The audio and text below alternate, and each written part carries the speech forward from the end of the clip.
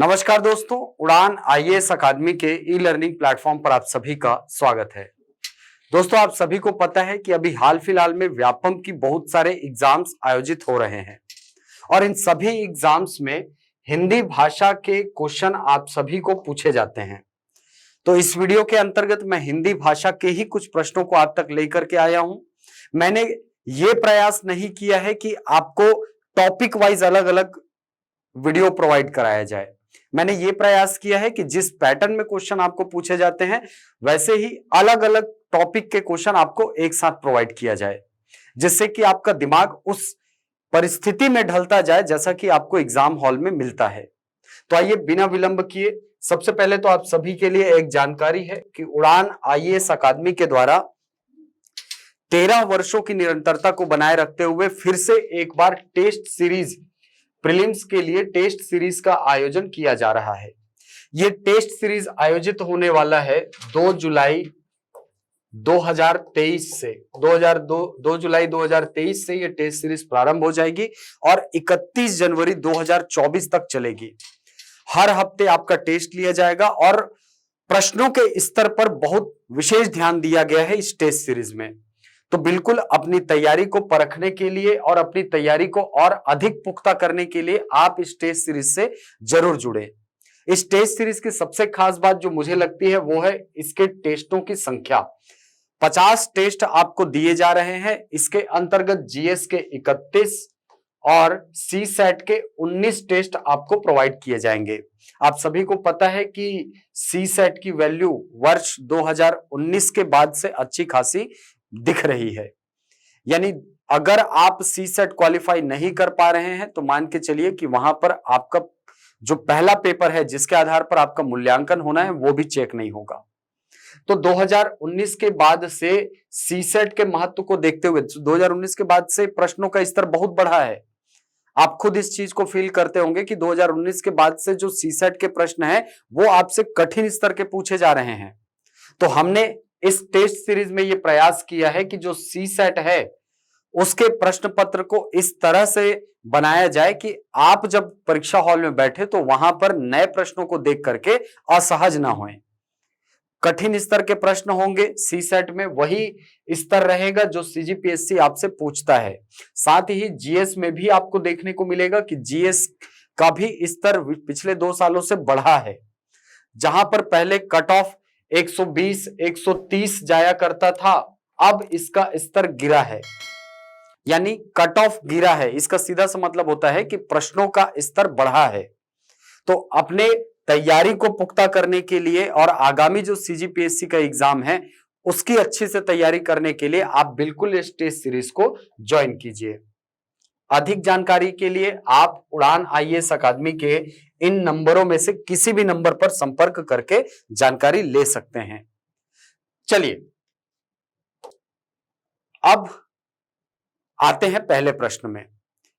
पहला प्रश्न जो है ये आपकी वर्णमाला से पूछा गया है और वर्णमाला से आपको प्रश्न पूछा गया है कि या वर्ण का उच्चारण स्थल क्या है। देखिए, हम सभी को पता है, हम सभी क वर्ग, च वर्ग, ट वर्ग, त वर्ग, प वर्ग इनको पढ़ के चले जाते हैं और सोचते हैं कि जो प्रश्न है वो यहीं से आएगा। लेकिन कभी कभी क्वेश्चन य, र, ल, व या शक्कर का श, षटकोण का श, सरोता का स, ह या किसी स्वर से लेकर के पूछ देता है। तब वहां पर फिर हमसे ये क्वेश्चन सॉल्व होते नहीं और हम तुक्का मारने पर मजबूर हो जाते हैं। इस स्थिति से निपटने के लिए आप सभी को पता है कि मैं अब जब पिछली क्लास लिया था तब मैंने वहां पर आपको उच्चारण स्थल याद करने के लिए 5 फॉर्मूले बताए थे। यदि वो 5 फॉर्मूले आपको याद हैं तो वहां पर उस फॉर्मूले से आप किसी भी वर्ण का उच्चारण स्थल निकाल सकते हैं। जैसे पहला फॉर्मूला मैंने आपको बताया था काह। कहने का मतलब ये कि क वर्ग जहां से उच्चारित होता है वहीं से उच्चारित होगा अ और आ, वहीं से उच्चारित होगा ह और वहीं से उच्चारित होगा विसर्ग। यानी ये सभी जो ध्वनियां हैं क वर्ग की 5 ध्वनियां यानी क ख ग घ अंगा, इसके अलावा अनार के आ और आम के आ, आ और आ, इसके अलावा हा और विसर्ग, ये सभी वर्ण जो है ये कंठ ध्वनियों के अंतर्गत आते हैं और इनका उच्चारण स्थल होता है कंठ। दूसरा फॉर्मूला जो मैंने आपको बताया था वो था चीयश। चीयश कहने का मतलब ये होता है, हो सकता है आप कंफ्यूज हो जाएं इसीलिए मैं उस चिन्ह को नहीं लगा रहा हूं, है ना। च वर्ग, इसके अलावा छोटी ई और बड़ी ई, या और शक्कर का शा, ये सभी ध्वनियां उच्चारित होती हैं तालु से। ये सभी तालव्य ध्वनियां हैं और तालु से उच्चारित होती हैं। फिर तीसरा है आपका टश्रीर। कहने का मतलब ये होता है सर कि ट वर्ग जहां से उच्चारित होता है वहीं से उच्चारित होगा षटकोण का शा, वहीं से उच्चारित होगा ऋषि का री और वहीं से उच्चारित होगा र। ये सभी ध्वनियां मूर्धा से उच्चारित होती हैं, याद रखेंगे मूर्धा से उच्चारित होने वाले वर्ण हैं ये सभी। इसके बाद चौथा जो फॉर्मूला है वो है तसल। तसल, तसल में ता वर्ग पूरे का पूरा आ जाता है, इसके अलावा सरोता का सा है और ला है। ये सभी ध्वनियां दंत से उच्चारित होती हैं, दंत से, यानी इनका उच्चारण करते समय आपकी जीवा दांत को स्पर्श करती है। ये सभी दंत्य ध्वनियां हैं। इसके अलावा पांचवा फॉर्मूला मैंने आपको बताया था पू, यानी प वर्ग का जहां से उच्चारण होता है वहीं से उच्चारण होगा ऊ और बड़ा ऊ। ये सभी ध्वनियां ओष्ठ ध्वनियों के अंतर्गत रखे जाते हैं, ओष्ठ ध्वनियों के अंतर्गत, ओष्ठ से इनका उच्चारण होता है। अब यहां पर कुछ ध्वनियां जो हैं वो आपको दिखाई नहीं पड़ रही होंगी, हो सकता है, जिसमें मैं आपको बताता हूं कौन कौन सी ध्वनियां आपको दिखाई नहीं पड़ रही होंगी। एक ध्वनि आपको दिखाई नहीं पड़ रही होगी वाह, इसके अलावा ए, ओ और आओ, ये ध्वनियां आपको इस वर्ण समूह में आपको दिखाई नहीं पड़ रहा होगा। याद रखेंगे व जो है ये दंतोष्ठ ध्वनि है, दंतोष्ठ ध्वनि है।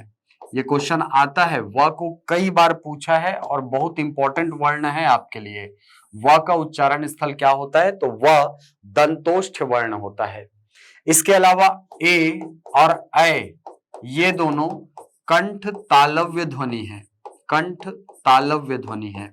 इसके अलावा ओ और आओ, ये दोनों कंठोष्ठ ध्वनि है, कंठोष्ठ ध्वनि। चलिए, तो आपको फिलहाल वापस प्रश्न में लेकर के चलता हूं। प्रश्न में आपको पूछा है य वर्ण का उच्चारण स्थल क्या है, तो सीधा आप देख सकते हैं जो य वर्ण है वो आता है चीयश फॉर्मूले के अंतर्गत, और च वर्ग जो है ये उच्चारित होता है कहां से, तालु से उच्चारित होता है। मतलब ये वर्ण कैसा है, तालव्य वर्ण है, और य का उच्चारण स्थल क्या हो जाएगा, तालु हो जाएगा। दूसरा क्वेश्चन, ए, ऐ, ओ और औ, इन चारों वर्णों को क्या कहा जाता है। इन चारों वर्णों का निर्माण देखिए, ए और ओ का निर्माण जो है ये आपको दिखेगा गुण स्वर संधि में।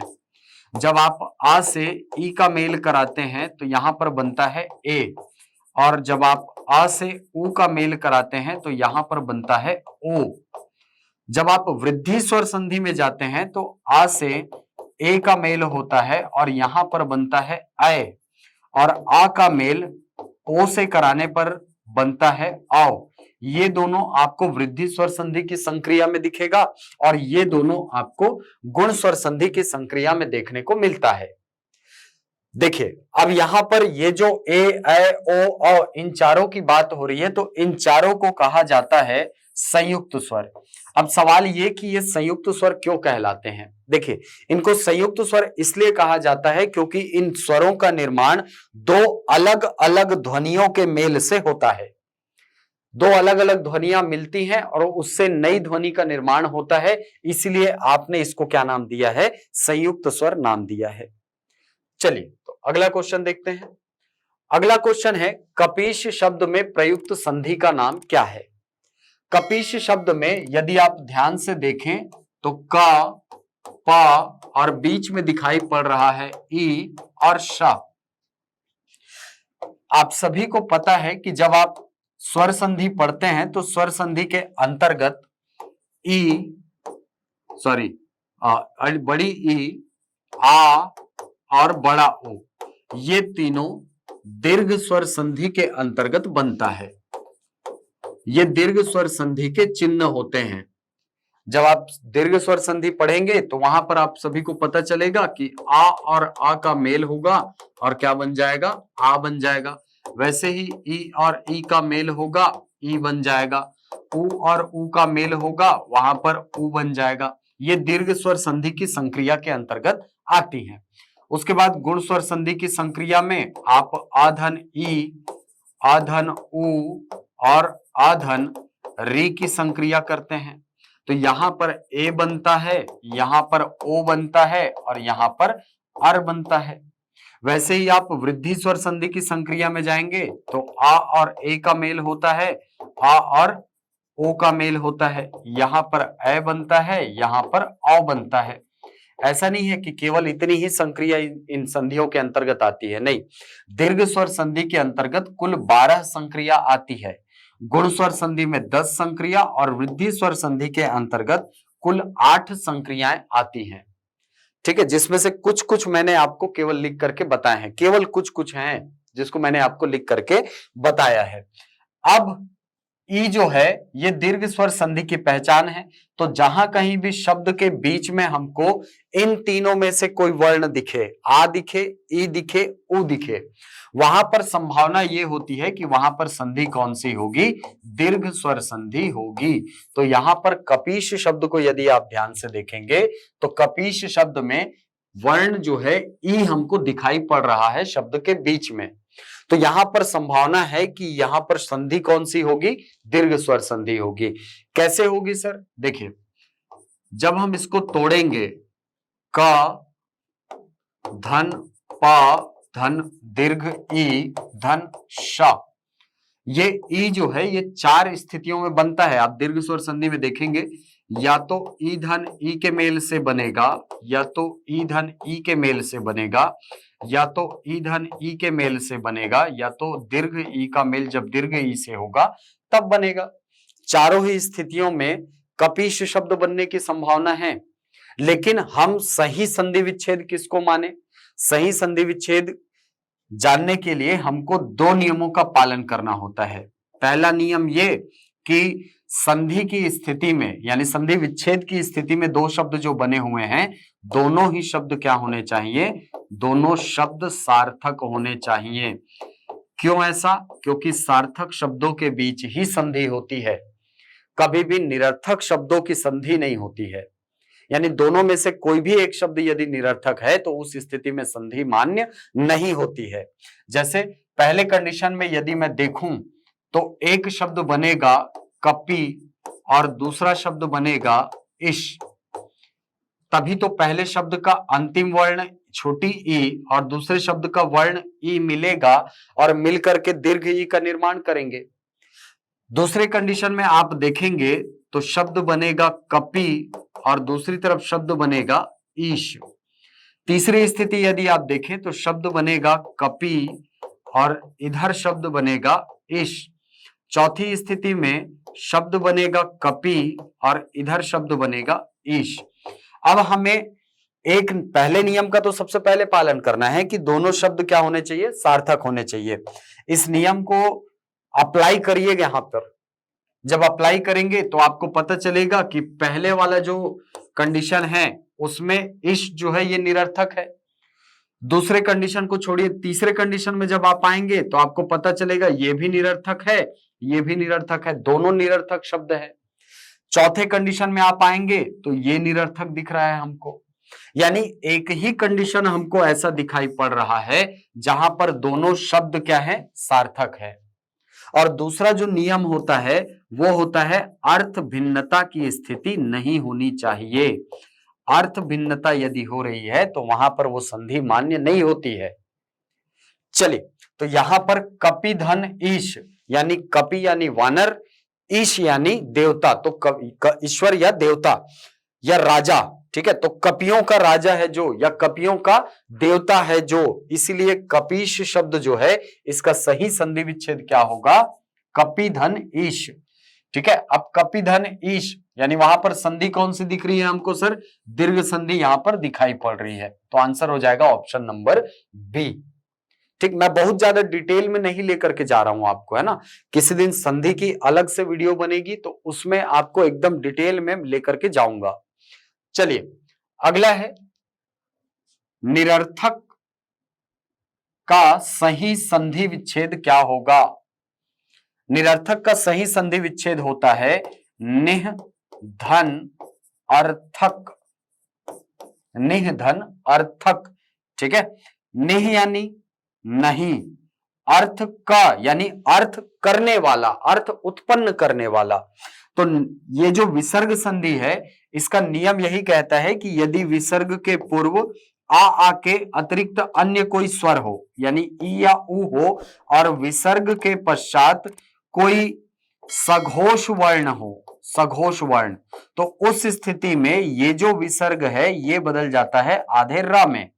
अब इस कंडीशन को यदि ध्यान से देखें तो इस कंडीशन में आपको दिखाई पड़ेगा कि विसर्ग के ठीक पहले ई है और विसर्ग के ठीक बाद आ है, तो उस स्थिति में स्वर है और दूसरी तरफ सघोष वर्ण है, क्योंकि सभी स्वर क्या होते हैं, सघोष होते हैं। इस स्थिति में विसर्ग का रूपांतरण किस में हो जाता है, र में हो जाता है, और र में हो जाता है इसीलिए शब्द बन जाता है क्या, निरर्थक। ऐसा निरर्थक बन जाता है, तो यहां पर उत्तर क्या बन जाएगा, निह धन अर्थक। ये आपका आंसर हो जाएगा, निह धन अर्थक, ये आंसर हो जाएगा। ठीक, ऑप्शन नंबर सी इसका सही आंसर है। अगला क्वेश्चन देखते हैं। अगला क्वेश्चन है, व्यर्थ शब्दों में, व्यर्थ शब्द में किन वर्णों की संधि हुई है। व्यर्थ शब्द को यदि ध्यान से देखें तो यह है, और यह के ठीक पहले वाला वर्ण जो है ये आधा है, मतलब यहां पर संभावना बनती है कि यहां पर संधि कौन सी होगी, यहां पर संधि होगी सर यण की। तो जब आप इसको तोड़ेंगे यण संधि के नियमों से तो आपको मिलेगा वी धन, दूसरा शब्द मिलेगा यहां पर अर्थ, दूसरा शब्द आपको दिखाई पड़ रहा है क्या, अर्थ। तो वी और अर्थ शब्दों का जब मेल हुआ है तो वहां पर शब्द बना है क्या, व्यर्थ।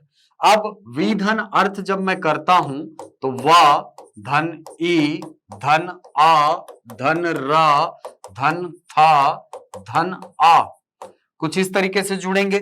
संधि होगी कहां, पहले शब्द का अंतिम वर्ण और दूसरे शब्द का पहला वर्ण, यानी ई और आ के बीच में संधि आपको दिखाई पड़ेगी, तो ये आपका आंसर हो जाएगा। अगला, अभ्युदय शब्द में कौन सी संधि है। अभ्युदय शब्द को भी यदि आप ध्यान से देखें तो या वर्ण दिखाई पड़ रहा है और या के ठीक पहले वाला वर्ण जो है वो आधा है, इसका मतलब वहां पर यण संधि की संभावना होती है। इसका जब आप संधि विच्छेद करेंगे तो शब्द बनेगा अभिधन उदय, अभिधन उदय। तो आ धन भा धन छोटी ई धन उ धन दय। अब संधि होनी है ई और उ में, हमको पता है कि ई और उ मिलते हैं तो यू बन जाता है। आधा भा जो है ये ऐसा जुड़ेगा, पीछे छूट गया है आ और इधर बच गया है क्या, दय। तो इस तरीके से बना हुआ है शब्द क्या, अभ्युदय। यण संधि के नियमों के अंतर्गत आप ये सारी चीजें देखेंगे। अगला क्वेश्चन देखिए, शुद्ध वर्तनी का चयन कीजिए। पहला है शताब्दी, फिर शताब्दी, फिर शताब्दी और शताब्दी। तो यहां पर सही शब्द कौन सा है, अब बहुत सारे लोगों को कंफ्यूजन होगा इसमें और इसमें, ये दोनों तो इसके कारण से ठीक है, आप ऑप्शन में काट सकते हैं। ठीक, देखिए दो शब्द बता रहा हूं आपको, एक शब्द होता है आहन और एक शब्द होता है अब्दी। अब्दी, आहन का अर्थ होता है दिन या दिवस, इसीलिए सप्त अहनों का समूह कहलाता है सप्ताह। असल में वो शब्द जो है सप्ताह नहीं होता, वो शब्द अहन होता है, यानी सप्त सप्ताहन होता है, ऐसा सप्ताहन, संस्कृत में सप्ताहन शब्द होता है, सप्त अहनों का समूह, अहन यानी दिन, तो अहन यानी दिन, इसीलिए 7 दिनों के समूह को आप बोलते हो सप्ताह। वैसे ही 100 दिनों का जो समय होता है, शत अवधियों का जो समूह होता है, उसको आप क्या बोलते हो, शताब्दी, शताब्दी। तो आ और आ के बीच में संधि हो जाती है, दीर्घ स्वर संधि, और शब्द बन जाता है क्या, शताब्दी। तो आंसर क्या हो जाएगा इसमें, ऑप्शन नंबर सी, ये सही शब्द है। ठीक, चलिए अगला है शुद्ध वर्तनी का चयन कीजिए। बहुत आसान सा प्रश्न है। दोष शब्द यदि आपको लिखना आता है तो आप आसानी से इसको बना सकते हैं। 3 दोषों की बात हो रही है तो त्रिदोष ऐसा लिखा होगा, ये देखिए, ये सही वर्तनी है। अगला, अर्थ की दृष्टि से शब्दों के कितने भेद होते हैं। देखिए, शब्दों को बांटने के लिए आप 5 अलग अलग आधारों का प्रयोग करते हैं, जिसमें सबसे पहला होता है प्रयोग के आधार पर शब्द, और प्रयोग के आधार पर शब्द के 8 भेद होते हैं। फिर आता है आपका उत्पत्ति के आधार पर शब्द, उत्पत्ति बोल देगा या उद्भव बोल देगा या स्रोत बोल देगा, इसी को, है ना, स्रोत के आधार पर शब्द। तो उत्पत्ति, उद्भव या स्रोत के आधार पर शब्द के 4 भेद होते हैं। कहीं कहीं 5 लिखा होगा, लेकिन आंसर हमेशा 4 लीजिएगा आप। कुछ किताबों में यहां पे मिसलीड किया गया है, ठीक है, वहां पर वो जो संकर शब्द होते हैं उनको भी उसमें जोड़ दिया गया है, लेकिन संकर शब्द उत्पत्ति के आधार पर नहीं आते हैं ना। चलिए, तो 4 ही भेद होते हैं, इसको याद रखिएगा। संकर शब्दों को हम भले अलग से पढ़ते हैं, लेकिन संकर शब्द जो हैं इस शब्द विभाजन में शामिल नहीं होते हैं। अगला है रचना के आधार पर शब्द। रचना के आधार पर शब्द के 3 भेद होते हैं। आपने नाम सुना होगा, रूढ़ शब्द, यौगिक शब्द और योग रूढ़ शब्द। इसके अलावा रूपांतरण के आधार पर शब्द होता है। रूपांतरण के आधार पर शब्द के 2 भेद हैं, एक को बोला जाता है विकारी शब्द और दूसरे को बोला जाता है अविकारी शब्द। 2 भेद होते हैं। विकारी शब्द ऐसे शब्द हैं जो लिंग वचन कारक के कारण अपना स्वरूप बदल लेते हैं, और अविकारी शब्द ऐसे शब्द होते हैं जिन पर लिंग वचन कारक का प्रभाव नहीं पड़ता है, इसीलिए अविकारी शब्दों को अव्यय भी बोलते हैं। अब अगला है अर्थ के आधार पर शब्द। तो अर्थ के आधार पर शब्द के 2 भेद होते हैं, एक जिनको कहा जाता है सार्थक शब्द और दूसरा जिन्हें कहा जाता है निरर्थक शब्द। सार्थक शब्द ऐसे शब्द हैं जिनका कोई निश्चित अर्थ होता है, जैसे घर, जैसे घड़ी, जैसे गमला, जैसे घड़ी, ठीक है, जैसे कुआं, जैसे पानी, सब क्या है, सार्थक शब्द हैं। निरर्थक शब्द ऐसे शब्द होते हैं जो शब्दों की श्रेणी में नहीं आते हैं, जो शब्दों की श्रेणी में मूलतः रूप से देखा जाए तो नहीं आते हैं। क्यों? क्योंकि इनका कोई निश्चित अर्थ नहीं होता है, लेकिन इनको शब्दों की श्रेणी में रखने का एकमात्र कारण यह है कि ये शब्द सार्थक शब्दों के साथ बोलचाल में प्रयोग किए जाते हैं। जैसे रोटी, वोटी, वोटी शब्द का कोई अर्थ नहीं है वहां पर, वोटी शब्द वहां पर निरर्थक है, लेकिन चूंकि सार्थक शब्दों के साथ बोलचाल में प्रयोग में लाया गया है, इसीलिए हमने उनको शब्दों के विभाजन में अलग से एक श्रेणी दे दी है और नाम दे दिया क्या, निरर्थक। खाना, वाना, पानी, वानी, चाय, वाय, ये सारे शब्द आप सुनते हैं, तो ये सारे शब्द जो है ये निरर्थक शब्दों की श्रेणी में आते हैं।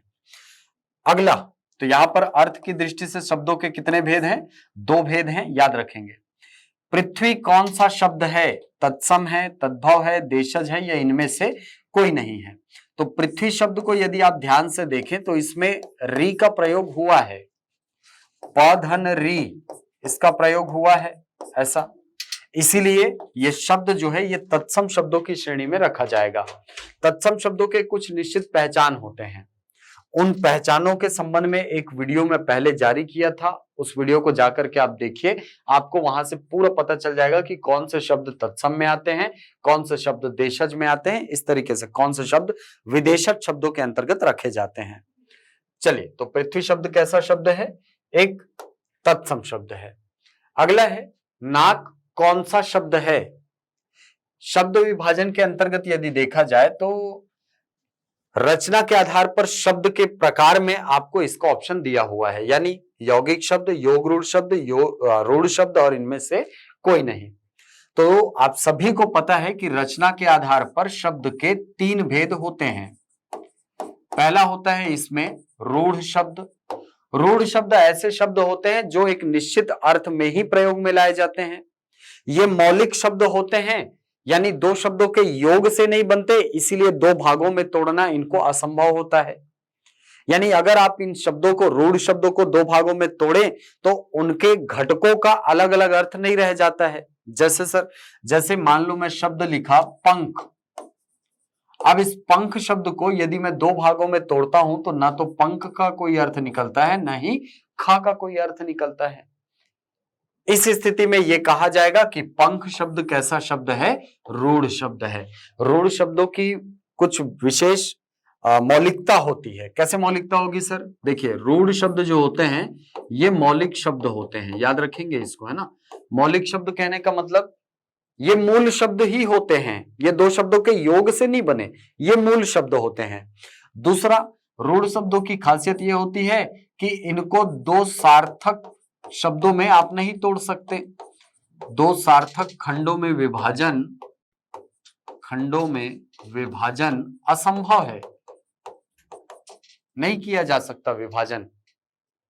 ठीक, तो रूढ़ शब्द एक निश्चित अर्थ ही प्रयोग करते हैं। यह भी इसकी एक विशेषता होती है कि रूढ़ शब्द एक निश्चित अर्थ ही प्रयोग में लाए जाते हैं। जैसे पंख शब्द का और कोई मतलब नहीं होता, पंख मतलब पंख, घर मतलब घर, और कोई अर्थ नहीं होता। वैसे ही नाक शब्द जो है, नाक शब्द का और कोई अर्थ नहीं होता। नाक क्या होता है? एक रूढ़ शब्द का उदाहरण है। यौगिक और योग रूढ़ शब्द को यदि देखें तो वहां पर नाम में ही योग है, योग छुपा हुआ है। योग का मतलब जुड़ना, योग का मतलब जुड़ना। तो जिन शब्दों का निर्माण दो शब्दों के योग से होता है वो या तो यौगिक शब्द हो सकते हैं या योग रूढ़ शब्द हो सकते हैं। यौगिक शब्द ऐसे शब्द होते हैं जिनको आप दो सार्थक खंडों में तोड़ सकते हैं, लेकिन तोड़ने पर वही अर्थ प्रकट होगा जो मूल शब्द का था, यानी अर्थ भिन्नता की स्थिति नहीं होती है। लेकिन योग रूढ़ शब्द ऐसे शब्द होते हैं जिनको दो सार्थक खंडों में तोड़ने पर इसके घटकों का एक विशेष अर्थ निकलता है। जैसे लंबोदर शब्द है, जैसे जलज शब्द है। जलज में जल और ज दो सार्थक शब्द हैं। जल का अर्थ होता है पानी, ज का अर्थ होता है उत्पन्न। तो अर्थ यहां पर निकलता है जल में उत्पन्न। तो जल में तो बहुत सारी चीजें उत्पन्न होती हैं, लेकिन जलज हम केवल और केवल कमल को बोलते हैं। यानी वो शब्द ऐसा है जो दो शब्दों के योग से बना और एक विशेष अर्थ में जाकर के रूढ़ हो गया है, चिपक गया है। इसीलिए रूढ़ शब्द जो हैं इसके अंतर्गत बहुब्रीहि समास के सभी शब्द आते हैं। बहुब्रीहि समास के जितने शब्द हैं उन सभी को आप किस में रखते हो? योग रूढ़ शब्दों के अंतर्गत। जैसे नीलकंठ शब्द है, नीलकंठ यानी हमको, हमारा उद्देश्य ये नहीं है कि कोई ऐसा व्यक्ति जिसका गला नीला है उसके बारे में बताए, नहीं। हमारा उद्देश्य है नीला है कंठ जिसका, अर्थात शिव, शिव के बारे में हम बात करें। तो योग रूढ़ शब्द ऐसे शब्द होते हैं जो दो शब्दों के योग से बनते हैं और एक विशेष अर्थ में जाकर रूढ़ हो जाते हैं। यौगिक शब्द के उदाहरण देखें तो यौगिक शब्द का उदाहरण है विद्यालय, यौगिक शब्द का उदाहरण होता है विद्यार्थी, यौगिक शब्द का उदाहरण हो सकता है महाविद्यालय, यौगिक शब्द का उदाहरण हो सकता है देश प्रेम, यौगिक शब्द का उदाहरण हो सकता है देश सेवा। बहुत सारे शब्द हैं जो टूटने के बाद भी वही अर्थ प्रकट करते हैं जो मूल शब्द का है। इसीलिए यौगिक शब्द और योग रूढ़ शब्दों में अंतर होता है। तो रचना के आधार पर आप शब्द को 3 भागों में बांटते हैं, रूढ़, यौगिक और योग रूढ़। शरीर के अधिकांश भागों के नाम रूढ़ शब्द ही होते हैं। जैसे नाक, कान, आंख, कोहनी, घुटना, सारे के सारे शब्द क्या हैं? रूढ़ शब्द हैं। पांव, बाल, केश, सब क्या हैं? सब रूढ़ शब्द हैं। यौगिक शब्द में बहुत सारे शब्द के उदाहरण तो अभी मैंने आपको दिए, है ना। इसके अलावा जैसे बलि पशु है, हवन सामग्री है कि नहीं, भिक्षुदान है, गोदान है, गौशाला है, प्रयोगशाला है, ये सारे शब्द किसके अंतर्गत आते हैं? यौगिक शब्दों के अंतर्गत आते हैं। तो यौगिक शब्द और योग रूढ़ शब्द में आपको अंतर करने आना चाहिए, ये बहुत इंपॉर्टेंट सेक्शन है। और यहां से क्वेश्चन आप देखिएगा, लगभग व्यापम के हर एग्जाम में एक आध क्वेश्चन देता ही है। चलिए अगला, निम्नलिखित में पानी का पर्यायवाची नहीं है। अंबु पानी का पर्यायवाची होता है, मेघपुष्प पर्यायवाची होता है पानी का, नीर पानी का पर्यायवाची होता है, लेकिन सर पानी का पर्यायवाची नहीं होता है। अगला क्वेश्चन, हिंदी वर्णमाला में अल्प प्राण वर्ण कौन से हैं? ऑप्शन है क, घ, प, फ, च, ज, ट, ठ। जब भी इस प्रकार का क्वेश्चन आए, आप सबसे पहले तो ये एक डायग्राम बनाना, ठीक है? फिर से बना देता हूं अच्छे से, ऐसा यहां तक। ये अपने वर्ग का पहला वर्ण है, ये तीसरा वर्ण है और ये पांचवा वर्ण है। 5 वर्ग हैं हमारे, क वर्ग, च वर्ग, ट वर्ग, त वर्ग और प वर्ग। हर वर्ग का पहला, तीसरा और पांचवा वर्ण ऐसा होता है जिसमें लगने वाले श्वास की मात्रा क्या होती है? कम। इसीलिए इनको क्या कहा जाता है? अल्प प्राण वर्ण कहा जाता है। वैसे ही हर वर्ग का दूसरा और चौथा वर्ण ऐसा है जिसमें लगने वाले श्वास की मात्रा अधिक होती है, इसीलिए इन्हें कहा जाता है महाप्राण वर्ण। यदि मैं क वर्ग की बात करूं तो क अल्प प्राण, ख महाप्राण, ग फिर से अल्प प्राण, घ महाप्राण और अंगा अल्प प्राण है। वैसे ही च अल्प प्राण, छ महाप्राण, ज अल्प प्राण, झ महाप्राण और इया अल्प प्राण होता है। वैसे ही ट वर्ग, त वर्ग और प वर्ग में भी चलता है। अब ऑप्शन को यदि आप देखें तो क और घ, तो क अपने वर्ग का पहला वर्ण है, घ अपने वर्ग का चौथा वर्ण है। घ जो है ये महाप्राण है, इसलिए ये आपका ऑप्शन नहीं हो सकता। प और फ की बात करूं तो प अपने वर्ग का पहला वर्ण है, फ अपने वर्ग का दूसरा वर्ण है। हर वर्ग का दूसरा वर्ण महाप्राण होता है, यानी ये भी इसका आंसर नहीं हो सकता। सेम कंडीशन ट और ठ में भी है। ट अपने वर्ग का पहला, ठ अपने वर्ग का दूसरा।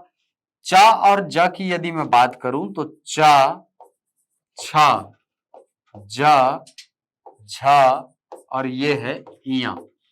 ध्यान से यदि आप देखें तो च और ज जो है ये ऐसे वर्ण है जिसमें लगने वाले श्वास की मात्रा कम है, इसीलिए यही दोनों क्या हो जाएगा आपका आंसर। अल्प प्राण वर्णों के अंतर्गत इनको आप रखेंगे।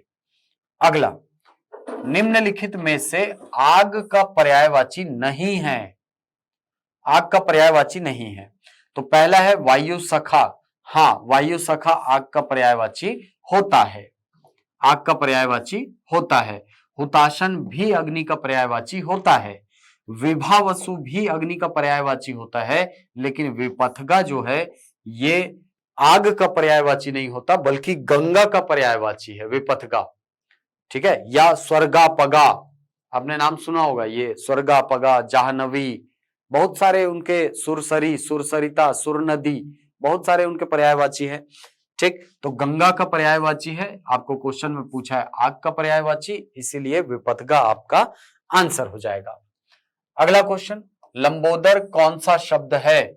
आप इसका आंसर कमेंट बॉक्स में बताएंगे कि लंबोदर शब्द में कौन सा, मतलब ये कौन सा शब्द है लंबोदर। अगला है सोना कौन सी संज्ञा के अंतर्गत आता है? देखिए, सोना, चांदी, तांबा सब धातुओं के नाम है और जितने भी धातु हैं वो सब के सब द्रव्यवाचक संज्ञा के अंतर्गत रखे जाते हैं। बहुत आसान सा क्वेश्चन था ये तो। अगला क्वेश्चन देखिए, विद्वान और वीर होकर भी रावण की खालिस्तान पड़ गया था कि उसने माता सीता का अपहरण किया, मुहावरे से रिक्त स्थान की पूर्ति कीजिए। तो सबसे पहले अंधों में काना राजा, तो अंधों में काना राजा का मतलब होता है मूर्खों के बीच में थोड़ा सा बुद्धिमान, लेकिन अगर मैं यहां पर इस मुहावरे को लगाता हूं तो वहां पर सही अर्थ नहीं मिल सकता है। दूसरा, एक पंथ दो काज, ये भी सही अर्थ नहीं देगा। चौथे ऑप्शन को देखिए, पैरों पर खड़ा होना, तो ये भी उसका सार्थक अर्थ नहीं दे पाएगा। ठीक है, पैरों पर खड़ा होने का मतलब होता है स्वावलंबी हो जाना। ठीक है, एक पंथ दो काज, यानी एक कार्य करने से दोहरा लाभ, एक करने से दोहरा लाभ। वैसे ही अंधों में काना राजा मैंने आपको बताया। इसका आंसर होगा ऑप्शन नंबर सी, जिसमें कहा गया है अक्ल पर पत्थर पड़ना। ठीक है, तो विद्वान और वीर होकर भी रावण की अक्ल पर पत्थर पड़ गया था क्योंकि उसने माता सीता का अपहरण किया। तो यही आपका आंसर हो जाएगा ऑप्शन नंबर सी। अगला क्वेश्चन वर्ण विन्यास से है और ये मान के चलिए कि यहां से इस प्रकार के क्वेश्चन जो है आपको देखने को मिलेंगे वर्ण विन्यास के। अमावस्या शब्द का सही वर्ण विन्यास क्या होगा? तो अमावस्या शब्द को यदि मुझे तोड़ना है, देखिए ये क्वेश्चन बनाया कैसे जाता है समझेंगे इसको, है ना। अमावस्या में आ है तो स्वरों को नहीं तोड़ना होता है भाई, है ना। आ धन, मां को तोड़ो, अब इसको म धन आ। अब व में कोई हलंत नहीं है, मतलब व क्या है, पूरा है, और पूरा है मतलब इसके साथ में कौन सी मात्रा लगी है, आ लगा हुआ है सर। फिर सा आधा है, इसका मतलब इसके साथ स्वर संलग्न नहीं है। फिर अंत में आएगा य धन आ, तो यही इसका सही वर्ण विन्यास हो जाएगा। अब बहुत सारे विद्यार्थी ये बोलते हैं कि सर इस आ को और तोड़ना है क्या, ये जो आ दिख रहा है इसको और तोड़ना है क्या? नहीं तोड़ना है। ठीक है, वर्ण विन्यास के अंतर्गत आपको शब्द के बीच में यदि स्वर दिखाई पड़ता है तो उसको आपको तोड़ना नहीं है। तो इस ऑप्शन को देखिए कहां पर है और खुद से चूज करिए कि कौन सा विकल्प जो है आपके क्वेश्चन के हिसाब से सही है। अगला क्वेश्चन, किस युग्म में शब्द श्रुति सम भिन्नार्थक का सही अर्थ भेद है? सबसे पहले श्रुति सम भिन्नार्थक शब्दों का मतलब समझना होगा। श्रुति सम भिन्नार्थक का मतलब होता है ऐसे शब्द जो सुनने में लगभग समान हो लेकिन उनके अर्थ में भिन्नता हो। तो पहला देखिए आदि और आदि, तो ये वाले आदि का अर्थ होता है प्रारंभ और ये वाले आदि का होता है अभ्यस्त या किसी बुरे लत में पड़ा हुआ। ठीक, तो आदि और आदि, तो अभ्यस्त और प्रारंभ, लिखा शब्द सही है लेकिन सीक्वेंस आगे पीछे है, मतलब ये आंसर आपका नहीं हो सकता। दूसरा अनल और अग्नि, तो अनल का पर्यायवाची होता है अग्नि और अनिल का पर्यायवाची होता है वायु या पवन। तो इसका आंसर होना चाहिए अग्नि और वायु, यहां पर पवन और अग्नि है, मतलब ये भी आंसर नहीं होगा। तरणी, तरणी नाव और सूर्य की किरणें, तो तरणी का अर्थ तो ठीक है, नाव को कहा जाता है तरणी, लेकिन तरणी सूर्य की किरणों को नहीं बल्कि खुद सूर्य को ही कहा जाता है। सूर्य के पर्यायवाची में आप पढ़ते हो तरणी। ठीक, मानस में भी आता है ये। ठीक है, राम नाम भव सागर तरणी, भव सागर को पार करने के लिए तरणी है, नाव है। तरणी सरिस ही कलिमल दहनी, तरणी सरिस, तरणी मतलब सूर्य के समान हृदय की कलुषता को समाप्त करने वाला है राम का नाम। तो तरणी का मतलब नाव और तरणी का मतलब होता है सूर्य की किरणें। अगला है मरीचि और मरीचि, मरीचि और मरीचि, मरीचि का मतलब होता है प्रकाश की किरणें, प्रकाश की किरणें, और मरीचि का अर्थ होता है ये किरणें जहां से निकल रही हैं, यानी सूर्य। तो किरण और सूर्य, तो किरण का पर्यायवाची रश्मि आपको दिख रहा है, रवि का पर्यायवाची आपको सूर्य दिख रहा है, मतलब आंसर क्या हो जाएगा, ऑप्शन नंबर डी हो जाएगा। अगला क्वेश्चन, किस युग्म में सभी शब्द सर्प के पर्यायवाची हैं? तो सबसे पहले यदि देखें तो अहि, हाँ ये सांप का पर्यायवाची है, भुजंग सांप का पर्यायवाची है, व्याल पर्यायवाची है, लेकिन लक्ष्य जो है ये सांप का पर्यायवाची नहीं होता है। महीप ये भी नहीं है, महीप बोला जाता है राजा को। ठीक, अहि सही है, भुजंग सही है, मरकट बोला जाता है वानर को, बंदर को, यानी ये भी आपका आंसर नहीं हो सकता। चौथे ऑप्शन में देखें तो अही सही है, भुजंग सही है, व्याल, फणी, उरग, पन्नग, नाग, ये सारे के सारे शब्द जो हैं ये सर्प के पर्यायवाची के अंतर्गत आते हैं। तो आपका आंसर हो जाएगा ऑप्शन नंबर डी। चलिए, तो ये थे हिंदी भाषा से जुड़े हुए कुछ महत्वपूर्ण वस्तुनिष्ठ प्रकार के प्रश्न। आशा करता हूं ये वीडियो आपके एग्जाम के लिए लाभदायक सिद्ध होगा। मिलते हैं अगले वीडियो में कुछ नई जानकारियों के साथ, कुछ नए तथ्यों के साथ। तब तक के लिए धन्यवाद।